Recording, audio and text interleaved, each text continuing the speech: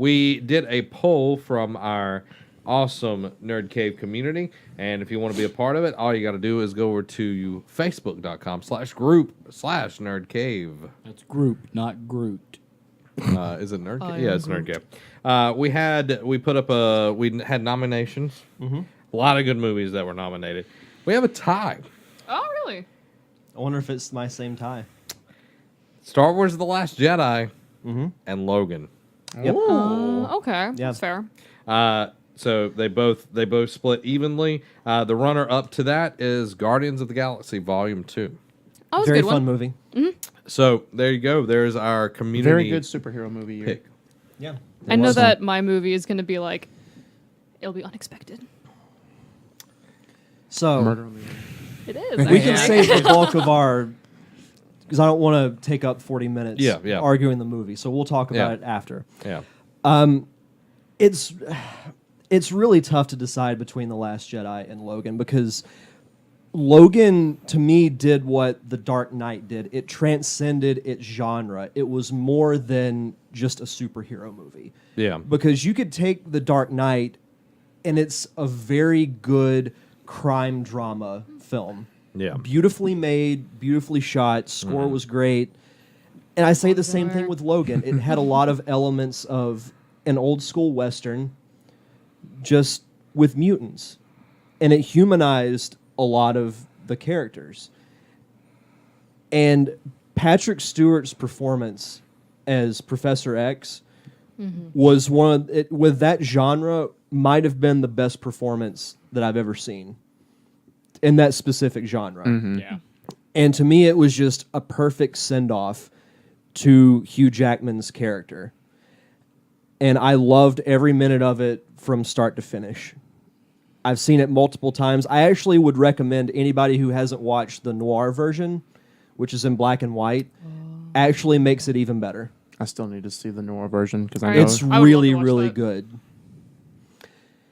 But then I also have The Last Jedi. And I know it's crazy to me how divided people are with this movie. Like, I will find one person who loves it and another person who absolutely hates it. well, and it's also crazy to think too because like review wise from like major review critics has all been positive. But the fans don't like it. Exactly. Well, yeah, I'm about to say there's when you get the fan perspective, it's like certain sections love it, certain sections hate it, which you only see that between review sites and fans. It's like fans usually stand united. You have a few that might be against the grain, but usually it's review sites versus fans. Where now this go around, review sites are all in agreement. It's great, whereas fans are the ones fighting.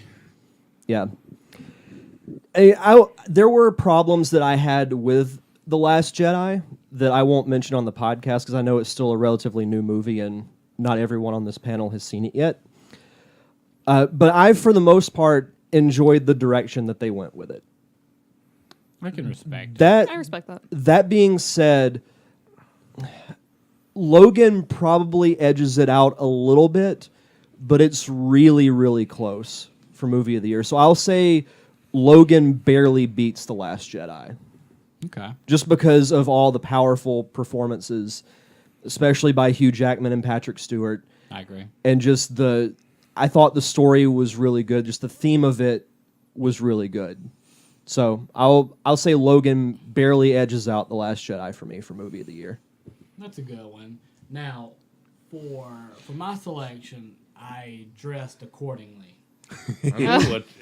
Anytime see a his Thor face. movie comes out, it's yours. It wasn't that last We're year. talking about best There movies, wasn't a not Thor most movie terrible. last year. Oh, snap. No, but because I knew Star Wars was going to be taken. I knew Guardians was probably going to get taken. And Logan. I mean, those are great movies. What I loved about this movie, what I loved about Thor Ragnarok, was that the other ones. So, I mean, they were. I liked the other Thor movies. sorry, I was exhaling. Dark World was the only one I didn't like. Dark You World It had wasn't to as good as suck the in first there. one, I agree. The first one was really good. The second one, not great, but the third one was amazing. Not only because Jeff Goldblum was in it, But Natalie Portman because- wasn't there. Oh, no. Natalie Portman. But because anybody could go to this movie and enjoy it. It's probably one of my top Marvel movies out of all Marvel movies. That's including Doctor Strange, Avengers. It's probably, it's definitely top 3. The humor that was used in it, the way you saw Bruce Banner and you saw Thor kind of mingle and everything like that was just really cool. And of course, Jeff Goldblum added his own his Flavor. flavor. Yeah. I got you, man. And just the way he said some things were just hilarious. And I think that's what made this movie great was it wasn't afraid and to be funny because Thor, he's a funny character. Hulk does things to Thor in the Avengers movie, like when he punched him. Everybody loved that. Those two have had banter back and forth, and they just kind of played off of that. And none of the humor felt forced, unlike other movies that we've watched lately. Would you say it was Bruce Banter? I was just gonna say that. And mute. But out of all those characters that I just talked about, my favorite character, Korg. Oh, good. Oh Yeah, he's a lot of people's favorite. I haven't watched it. That's so I have over no idea. Jeff Goldblum and Chris Hemsworth. It's actually a really good movie. And if I may be wrong, but I believe that was the director of Thor Ragnarok Really? played Korg. I will fact check you on that. And yeah, no, he was the voice of Korg. You're right, because that Okay. was the director's voice. He did Okay, that. that's really funny. And I really hope I wasn't pulling a fact out of my butt there, but I did. no, you're right. Because it was crappy. Another thing I'll add to that, and we've always been critical. Some of us have been always critical about the. I don't know why people call me out on this podcast. No. Zach has been over. That's why we're here, Zach. I'm about to say, how about this? I haven't been as critical of it, but I have been critical. Like Ant-Man's villain was not good at all. Most of the Marvel villains have not been. Yeah, except for Loki. But it seems like, and I really felt it with Guardians of the Galaxy with Kurt Russell as Ego. They're starting. Dude, first one was bad. Like they're building Yeah. the first one. Oh, Ronan. Ronan, he yeah. was Oh terrible. yeah, I was checking that. I was It- like, who was the Let me get villain? distracted while you're digging. It's That's the point. It's supposed to be dumb and comic book. It seems like Marvel's finally taken to heart like the fan feedback about the villains is like because up until this point the only notable villain has been Loki. Like yes, Thanos has always been teased and seen in other movies, but he won't be in a full-fledged movie until this next year. But it seems like Kurt Russell was good. What's Michael Keaton is the Vulture. was Vulture, great. and then Oh, yes. who's the actress who played in Hela in Kate Blanchett. Kate yeah, Blanchett. Oh, she was was good. really good but too. she's amazing in everything. So So it seems like they're getting better actors to play the villains so they make it stick or make the story more viable in the Marvel movies. And I think that's why, at least this year, it felt like a really good year for superhero movies. Like there was rarely a time, at least from my perspective, where you could go to watch a superhero movie and have like a big negative about it. that's fair. Yeah, All right. I like that. So, but going off of that, I'm kind of in the same boat as Derek Diamond in the sense of it's between two movies for me, but it's like a different two. Like one's the same one, the other one is fighting is different. Logan is definitely up there for me, just like for a lot of the same reasons Derek said. It transcends its own genre. It could fit in like any other. It can almost fit in like any other action or drama genre, and without having to rely on its superhero ties. And the only other superhero movie that's done that in recent memory has been Winter Soldier, where you could take it, you could take away the superhero element and place it in any other type of genre, and it would still fit and be a great movie.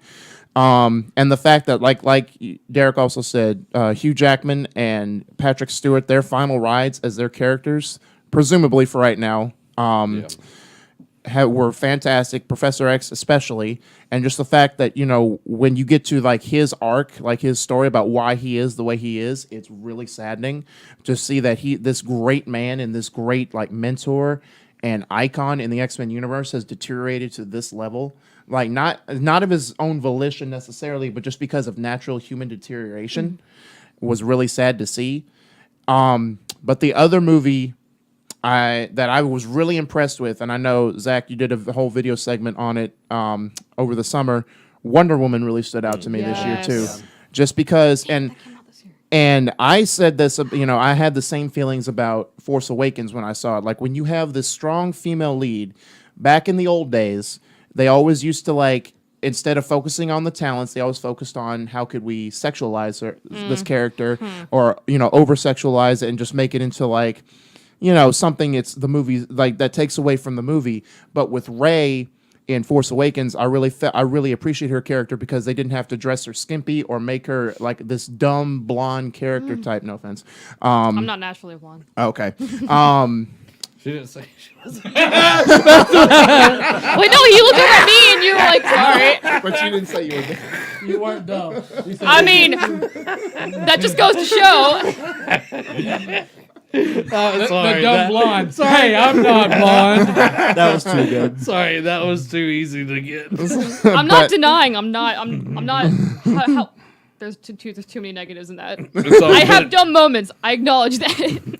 But and the same thing they did for Wonder Woman. They didn't focus on Amazons. You think warrior princess, and you think, oh, this could be over sexualized, and it wasn't. They focused on making her character enjoyable and relatable, and you enjoyed her, seeing her become from just like the secluded warrior princess that's just that this world is only like where she's at is the only thing she knows, and then when she gets out in the real world, even though that the world doesn't share the same values as her, it doesn't compromise who she is at her core. Yeah. And the fact that it was so well directed and like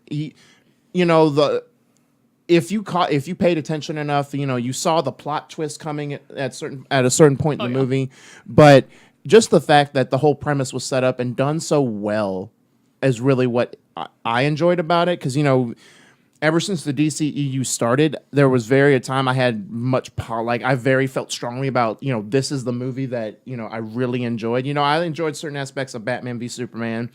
Even Suicide Squad, Man of Steel, and whatnot, but this is the one I came out and said that I have barely anything negative to say about this movie. So, but if I had to give an edge to it, I would actually give it to Wonder Woman, just because I think that was like the lone bright spot for the DCEU so far in this movie release. I agree.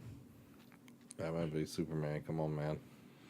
Is that your movie of the year? That's my movie. Oh my God. Movie of the year, Batman v Superman. Allie? Justice League edition. Yeah, I'm really glad Derek said Wonder Woman. I completely forgot that came out this year. My movie is actually, because it's the movie that like every aspect of it was absolutely stunning, is Murder on the Orient Express. That I do really want to see that. Oh, so good. Like, and also I'm a sucker for murder mysteries. Like, you throw me into that and I'm like, yes, please, thank you. The cinematography in it was outstanding. Kenneth Branagh is an incredible director, and he did a great job playing the main character, was like Hercule, something like that. Boris Karloff. Yep. But like they had this, like the big selling point of the movie was that they had this all-star cast, but you went in there and you kind of forgot about that because everyone played their part very well, and like the whole time, like there was a lot of information, like okay, there's this character and this character. It's a lot like Clue. So yeah, there's just like all these different characters, all these different roles, and then you slowly see everything start to get, okay, this, you're connecting all the dots and the red lines and all that stuff. And then the way that they wrapped it up at the end, you're just like, oh. But yeah, like especially the cinematography, I was totally blown away. So. Yeah, I enjoyed the movie as well. Like it was very, very good. It's a good choice. And like I would talk more about it, but I'm afraid I'd get into story stuff, and I want to say nothing about the story. Yeah, because once you give one thing away, it just kind of everything unravels after that. After Also, it was, since Josh Gad is in it, it was really interesting and refreshing to see him play like a serious character. And I thoroughly enjoyed that. So yes, I would highly recommend it. Did Beauty and the Beast come out this year? Beauty and the Beast did come out this year. Yes, holy That cow. was another one up on my list. That was back in March. Yes, it was like March 17th or something like that. Feels like forever ago. It does. That's why I forgot Wonder Woman came out this year too. I either have the opportunity to tie break it and make a unanimous decision on best movie of the year, or we stay gridlocked to one apiece because nobody's agreed. Did you agree on something, Derek? He agreed with Logan. I said it was No, up he there said like it was a Wonder tie Woman. between Logan and Wonder We Woman. don't I gave do the other ties. Wonder Woman. Oh, okay. I was about to say, we don't give ties here, dog. You gave it to Logan. Yeah. You gave it to Thor. You gave it to Orient Express, which is surprising because I didn't. I almost gave mine to Split. That's an honorable mention. Ooh, that Split's was good. 2016. holy No, cow! I it was forget. January. It says 2016 on Wikipedia. I and will look it up. IMDb. I look you it sure? up. Fact check. Time to fact check. I'm Yeah. looking it up. Because I You thought sure it that came wasn't out, the DVD release? Was January? Oh, they're gonna say that the DVD release I is could've swore 2016. it I was like, came how out did in they do January, that? But I could be wrong. Because I looked it up because somebody had like put it in the. I thought it was last fall. Yeah, It that's, could be. I'm That's looking what it up. I'm I'm thinking seeing as well. 2016. I want to check Yeah. out the specific date. so So, yeah, so September 20. Well, okay, it was released in the States January 20th, 2017. Oh, so yeah. but it. But it was whatever. originally released in Fantastic Fest, which I guess is some kind of music or movie In fest. September. Okay, so back in we'll September. we'll go with the actual theatrical release. January? Yeah. Yeah. Okay. I will. I was like, it's like I could have swore I saw it in January. yeah, it was released in the States. Now, I'll make two cases, but then I'll give my choice. Mm-hmm. I really enjoyed Beauty and the Beast. I did too. That one was like probably second or third. I think it was such a fantastically made movie. They were accurate with the time setting as well, which made it really, really nice. Mm-hmm. Like just the clothing, the music, the way people acted toward, like just like towards women and all of that. Like everything was really laid out really well in that. I think Emma Allison did an amazing job as Belle. The guy that Watson. did the Beast, I thought, did a fantastic job as well. Oh my gosh, what's his name? Dan the man. Dan. I can't remember. It's his like, it's like Shugard. Dan Peters or something like that. I know that's not right. But 5'3" Dan Shugart played the Beast. But it was fantastic, and even like the reimagining of the music and everything was really, really Yes. well. Yeah. And when they added the Evermore? extra song, Evermore, was, I love that song. It was actually so much. really good. yeah. Because when I heard that they were adding another one, I'm like, no, don't I was, do I was, that. I was really curious. I was like, how are they Don't- gonna do don't that? do And the that. music started playing, and I was like, because like it starts off with like the title theme of the movie, the na, na, na, na, na. And I was just like, all right, what are we going on? The second he started singing, I was like, yes. I heard Yes. Josh Groban do that song. I like his version. Dan Stevens, that's his name. I prefer Dan Stevens version I mean, I've always been a Josh Groban Or fan. Grobanite. A Groban. though. Groban boy. The Gaston song was. Oh. It was. Yes. Yeah. Luke It was so Evans. good. He nailed Gaston. That was amazing. Josh Gad. as Josh Wolf Gad Fu was amazing. Great. so good. Like it was the perfect embodiment of that character. It was just solid casting all around. I agree. I just really enjoyed it, and it brought up the whole time loop theory Yeah. that Yeah. it's just been like a time loop, Which over makes and over. perfect sense. It was just wonderful to go watch. My next one would be Wonder Woman. Yeah. Yeah. Like Wonder Woman was just so good, and Derek mentioned I did a video on it and everything, like me diving into it. I just enjoyed that movie, and Yeah. like the boss was bleh. Yeah. Yeah. But the rest of the movie was really, really good. And Gal Gadot on her first like out as a full like fledged like headliner just did an amazing job. About the villain, I do like how we were very confused as who it was till. Yeah, it was like, what the crap's going on? How did you get here? Yeah, because like you thought it was one, and then Yeah. it was another. But eventually, thing. it's like you get to the point where you're like, it seems too easy. Like it has to be someone else. Yeah. And then when they finally reveal who it is, you're like, Well, and just that scene when she goes into no man's land and Yeah. starts Did you say running, lupus? that's just. Lupin. It gave me Lupin? goosebumps. Yeah. That's a disease. Yeah, I agree. The No Man's Land scene was like That- one of the best Yes. parts of it. yeah.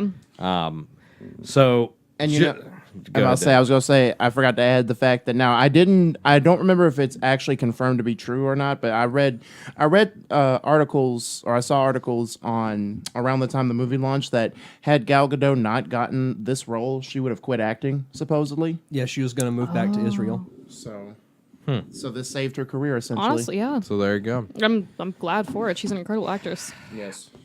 So I'm gonna make the decision. We have a unanimous decision for Nerd Cave Movie of the Year. Are you gonna spin the wheel for it? Thor Ragnarok. It's gonna be Troll 2. No, I'm just kidding. Oh my God. Wonder Woman. I'm gonna give it to Wonder Woman. I so- I am totally fine with that. Yeah.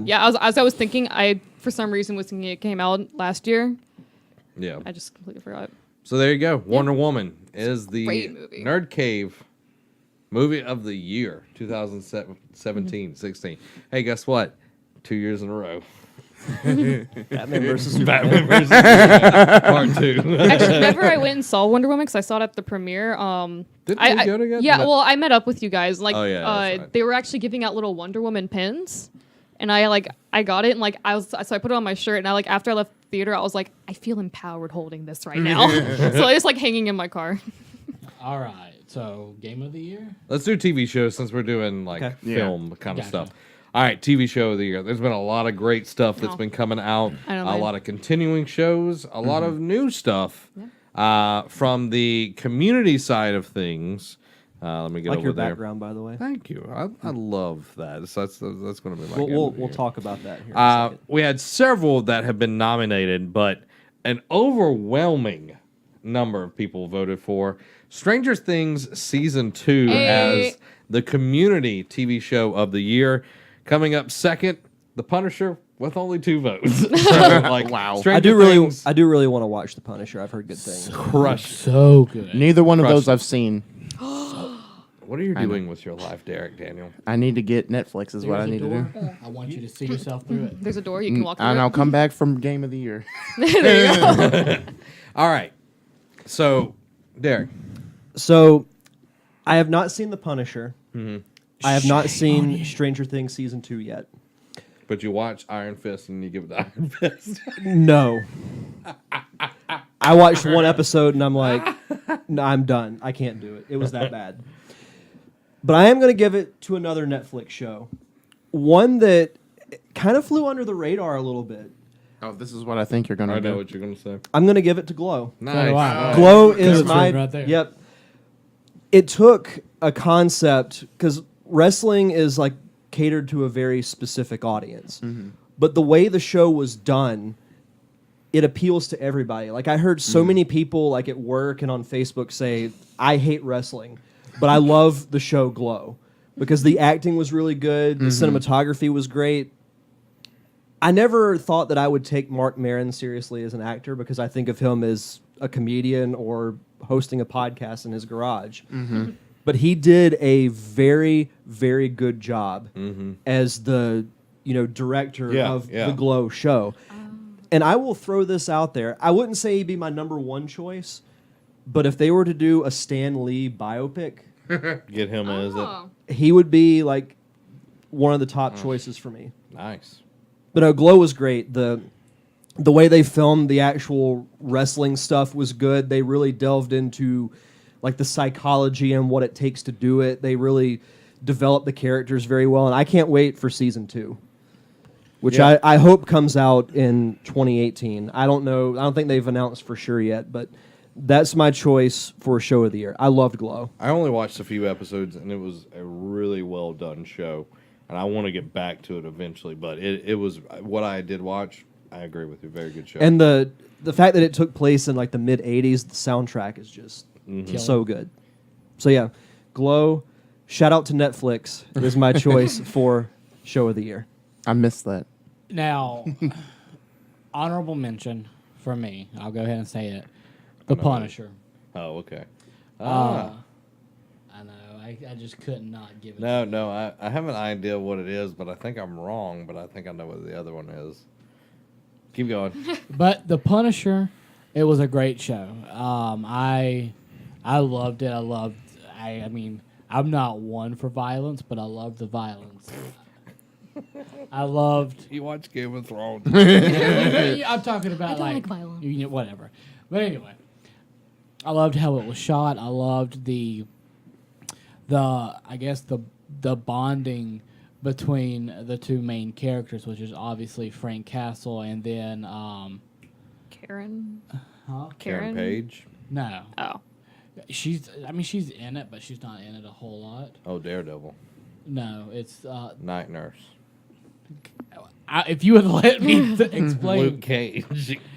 It's his tech guy, the guy that they're both running from the same people, but this guy. What is the retro guy? Keep going.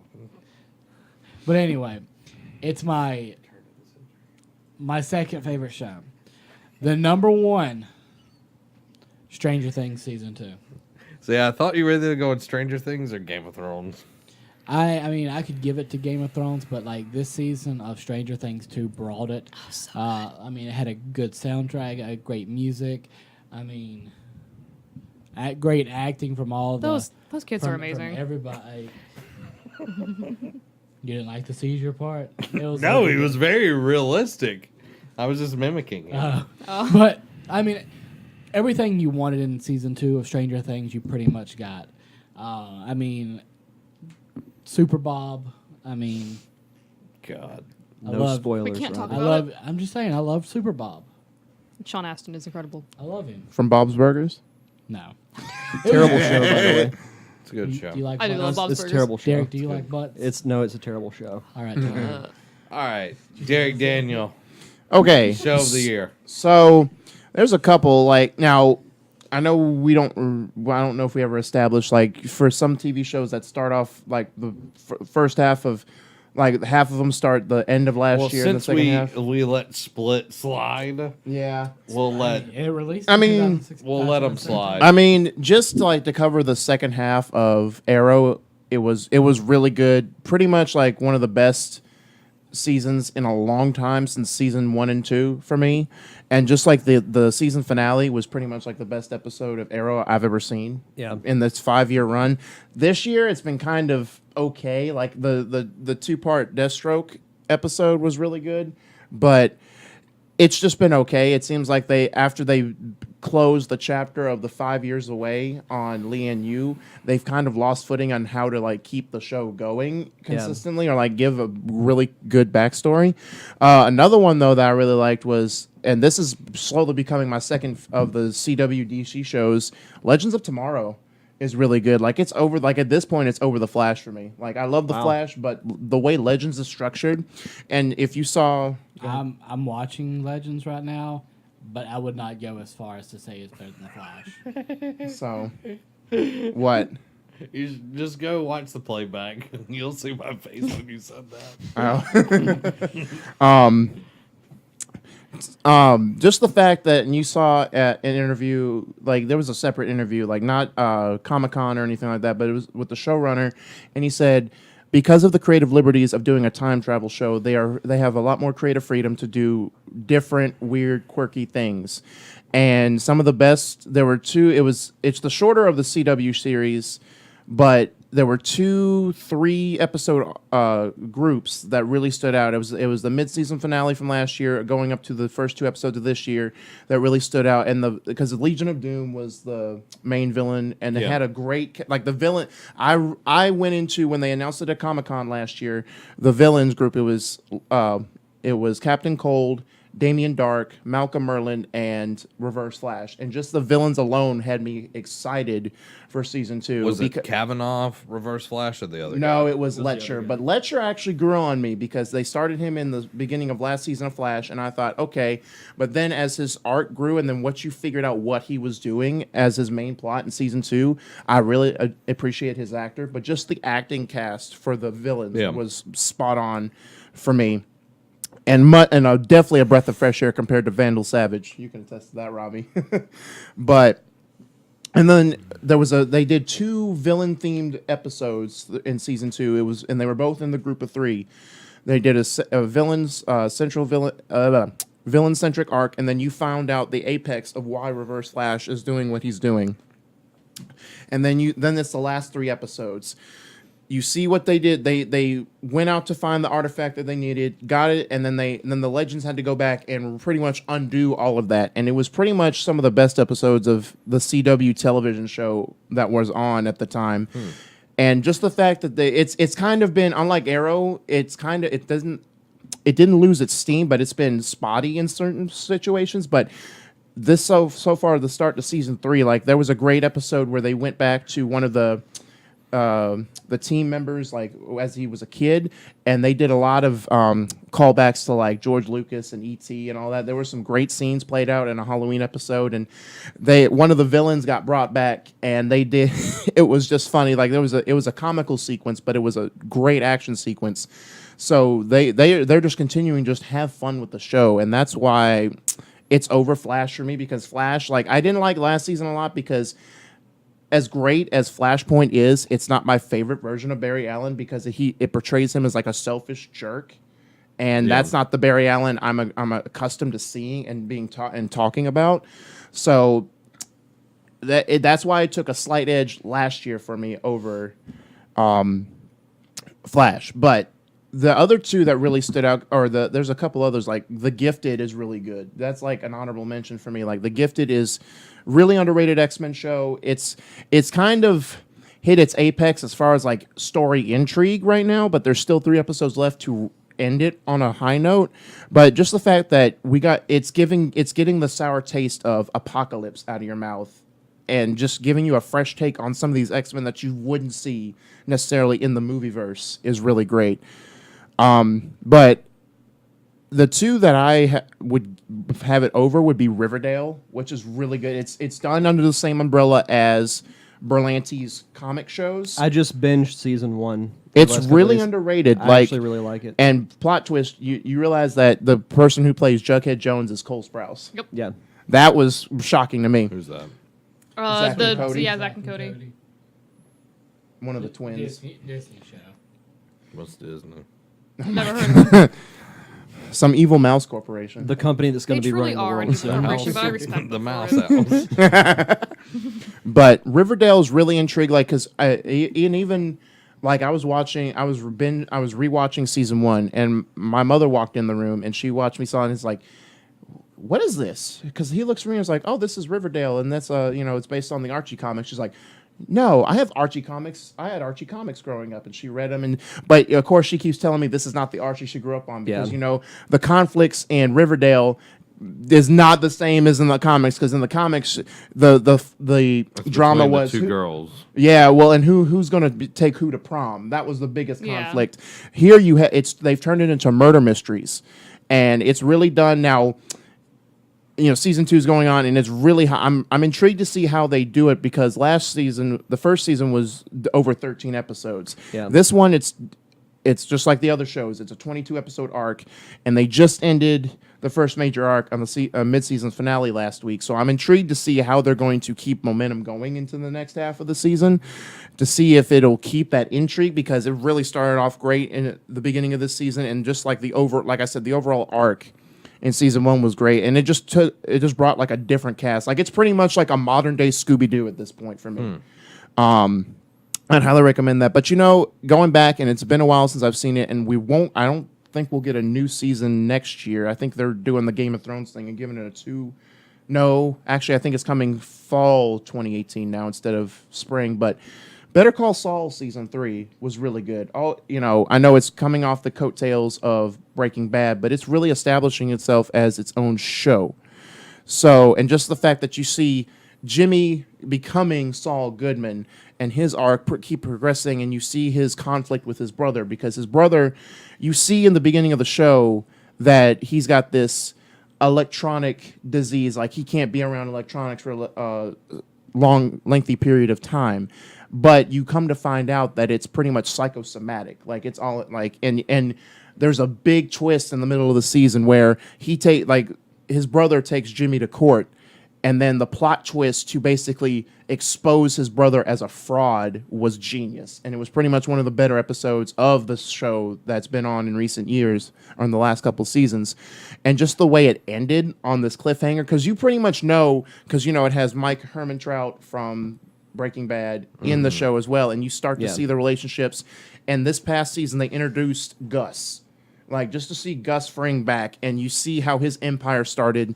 And then you also see Hector Salamanca before he ends up in the wheelchair. Oh, okay. That's awesome. And there's you see the friction as to why Hector doesn't like Gus in the Breaking Bad show, and you start to see it come to forth and why Mike works for Gus in the show. So it's really good. Like I won't say it's on Breaking Bad's level, but it's getting better.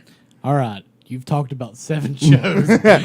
So what is your show? Breaking Bad. I mean, Better Call Saul. I'm going to give it to season 3 of Better Call Saul. I'm like, okay, he's about to tell us. And he talks about a whole other show. I'm like, okay, he's gonna tell us now. And I'm like, It's been a really good It's TV been show. a good TV show Yeah. here. Allie. Stranger Things season 2. Okay, thank you. Short and sweet. Is miniseries included in this? Sure. I'll allow it. I think I know where this is going. Wow. Bleh.